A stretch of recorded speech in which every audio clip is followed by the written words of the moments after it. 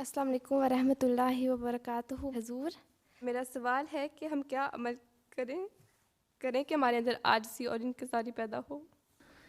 اپنے آپ کو عاجز سمجھو۔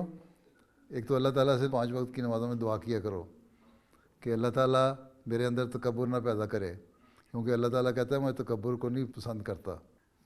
اس لیے اللہ تعالیٰ سے ہمیشہ دعا مانگنی چاہیے کہ اللہ تعالیٰ ہمیں تکبر سے بچا کے رکھے۔ ٹھیک ہے؟ تو اور پھر جو لوگوں سے ملو اچھے اخلاق دکھا کے ملو، سلام کرو ہر ایک کو، ٹھیک ہے، اور ہر ایک سے ہنس کے مسکرا کے بات کرو، ٹھیک ہے۔